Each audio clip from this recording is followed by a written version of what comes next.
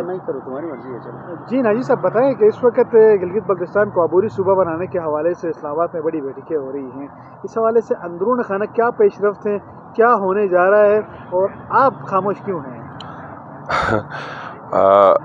اندرون خانہ کیا ہو رہا ہے یہ تو میں نہیں بتا سکوں گا, چونکہ میں تو اندرون خانہ تو نہیں ہوں, لیکن بیرونی طور پر آپ جو محسوس کرتے ہیں وہ میں بھی محسوس کر رہا ہوں. یہ کوئی آج سے تو نہیں ہو رہا ہے, کافی لمبے عرصے سے ہو رہا ہے, کوشش ہو رہی ہے. اور اس سلسلے میں آپ سے یہ گزارش کروں کہ ایک تو گلگت بلتستان کو صوبہ بنانے کا جو تحریک, یہ تو گلگت بلتستان کے لوگوں کی قومی تحریک تھی 70s سے, جب مرحوم جوہر علی خان صاحب زندہ تھے اور تنظیم ملت کو پیپلز پارٹی میں ضم کر دیا تھا. تو اس وقت سے یہ صوبہ جو ہے گلگت بلتستان کے لوگوں کا آخری اور قطعی اور خوشحال منزل سمجھا جاتا تھا, اور وہ سمجھا جاتا رہا ہے. اور آپ کو اچھی طرح معلوم ہے کہ مسجدوں سے لے کر امام بارگاہوں سے, جماعت خانوں سے لے کر کھیل کے میدانوں سے لے کر ہر جگہ پر سارے لوگ صوبے کی ہی بات کر رہے ہیں, یہ اپنی بلکہ ایمان کا حصہ بنا لیا لوگوں نے.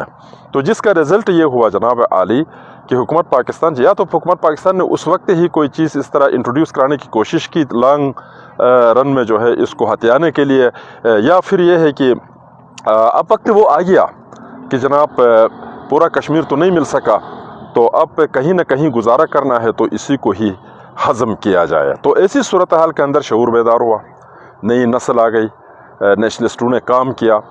اچھا, تنازع کشمیر کو لوگ سمجھنے لگے, انٹرنیشنل قوانین کو لوگ سمجھنے لگے, یونائٹڈ نیشن کی قراردادیں لوگ سمجھنے لگے, پاکستان اور انڈیا کے درمیان مختلف قسم کے جو ہے وہ معاہدے لوگ سمجھنے لگے. تو پھر لوگوں نے کہا جناب عالی کہ صوبہ تو ہمارا کوئی مطمع نظر تو نہیں ہو سکتا, یہ کوئی ہماری قومی منزل تو نہیں ہو سکتا. اور دنیا بھر میں تحریکیں جو ہے علیحدگی کی ہوتی ہے, اور گلگت بلتستان واحد علاقہ کی جس کے اندر وہ الحاق کی تحریک چلتی ہے. اور اس میں اگر میں اپنی تعریف آپ اپنا منہ میاں مٹھو اگر آپ نہ سمجھے, تو اس میں نے خود ذاتی طور پر ایک کردار ادا کیا 80s کے بعد جو ہے 90s میں, اور پھر یوتھ کی ایک بہت بڑی تعداد اس بات کو سمجھ چکی ہے. اب آگے جناب عالی حکومت پاکستان اپنی ضرورت اور اپنی حالات کے تحت اس کو ایک عبوری صوبہ بنانے کی طرف جا رہی ہے, اسٹیبلشمنٹ اس طرف جا رہی ہے. تو اس میں ایک بہت بڑی تعداد اس کو ریزسٹ کر رہی ہے, ہم خود اس کو نہیں مان رہے ہیں, اس کے خلاف کام کر رہے ہیں. لیکن آپ نے کہا خاموش کیوں ہے؟ خاموش ہم نہیں ہے, لیکن اگر ہم ان تمام لوگوں کے ساتھ جو اس وقت فیس بک پر یا میڈیا پر یا دوسرے حوالوں سے ریزسٹ کر رہے ہیں, ان کو ہم روڈ پہ لائے اور ہم کوشش کریں, تو بلتستان سے لے کر ہنزا نگر گزر سے دیامر تک اس قوم کی جو ہے 80% آبادی پھر آئے گی بازار میں کہ حکومت پاکستان یہ ساری چیزیں دے رہی تھی اور ان لوگوں کی وجہ سے یہ رک رہا ہے. جیسے کشمیریوں کے بارے میں نہیں کہتے ہیں جناب کشمیری رکاوٹ ہے کہ کا, تو ہم وہ رکاوٹ اب نہیں ڈالتے. اب آپ صوبہ بنا دے, ہم تو اس کے خلاف ہے, ہم تو اس کو ریزسٹ کریں گے, اور اس کا فائدہ بھی اور اس کا کریڈٹ بھی یہ لے لے یہ جماعتیں جو مذہبی جماعتیں ہیں, جو پاکستان کی جماعتیں ہیں. اور کل کلا کو اس صوبے کی وجہ سے خدا کا غضب اس علاقے کے اوپر آئے گا, تو اس کی تیاری بھی یہ لوگ کریں, اور پھر اس وقت بتایا جائے گا کہ تمہاری وجہ سے یہ ساری چیزیں ہو رہی ہے. تو اب ہم خواہ میں قوم کے ساتھ ایک کنفنٹریشن ان دنوں میں کس طرح لے لیں. یہ کہتے ہیں کہ صوبے کی وجہ سے بینیفٹس ملیں گے. اگر یہ بینیفیشری بن سکتے ہیں تو آنے والے 2-4 سالوں میں پتہ چل جائے گا کہ اس کا کیا بینیفٹ ہوتی ہے. اور دوسری بات یہ بھی میں آپ کو بتاؤں, عبوری صوبہ بنانے سے کوئی قیامت بھی نہیں ٹوٹے گی. حکومت پاکستان جو ہے 73 سالوں سے 47 سے یہیں کچھ کر رہی ہے, تو آگے بھی 2-4 سال اسی طرح چلائے گی. تو اس میں بھی صوبہ بنا کر کوئی چیز نہیں ہوگی, البتہ نئے مسائل پیدا ہوں گے. تو اس وقت قوم میں آج اگر 20% لوگ ہمارے ساتھ ہیں, تو اس وقت 80% ہوں گے, اور ایک ایسا وقت آئے گا, اس وقت ہم قربانی کا کال دیں گے. اور میں اپنے نوجوانوں سے, اپنے لوگوں سے اس وقت کے انتظار کا کہتا ہوں. اچھا, یہ صوبہ بننے کے بعد یا عبوری صوبہ بننے کے بعد گلگت بلتستان کو کیا نقصان ہوگا؟ کیا آپ یوتھ کو کیا کہنا چاہتے ہیں, اس سے نقصانات کیا ہوں گے؟ گلگت بلتستان کو اگر کانسٹیٹیوشنل حصہ اگر بنا دیتے ہیں 2 منٹ کے لیے, یہ تو خیر وہ آرٹیکل 1 کے تحت تو یہ نہیں بنا رہے ہیں, جیسے بھی بنا رہے ہیں, منوڈا سے ہنزا تک یہ ایک قوم ہوگی.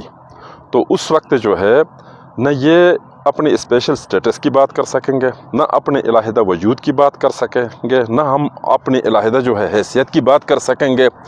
और पाकिस्तान के अंदर ये जैसे कहते हैं ना आटे में नमक भी नहीं होगा। आटे में नमक हुआ तो फिर भी बहुत बड़ा जायका महसूस होता है कि कुछ लोग है कहकर, ये भी सूरत हाल नहीं हो। सोबा क्या सोबा बनाना है इन्होंने, अब वाकई में सोबा ही बनाना होता 2 मिनट के लिए तो उसके लिए उसूल तय किए जाते हैं। जैसे 4 सूबों के लिए उसूल है कि आबादी की बुनियाद पर नेशनल असेंबली में नुमाइंदगी भले गिलगित से एक ही आ जाए, गिलगित बल्तिस्तान दोनों से एक आदमी आ जाए, और सेनेट में जो है वो बराबरी की बुनियाद पर पंजाब सिंध सरहद और बलोचिस्तान के मुकाबले बराबरी की बुनियाद पर। ये तो नहीं है ना, इसको एक स्पेशल स्टेटस के तौर पर इस्लामाबाद तरस और फाटा तरस की तरह रखेंगे। और कश्मीर का मसला जब ठंडा होगा तो इसका नेक्स्ट डेस्टिनेशन जो है KPK है, उसी में डाल देंगे।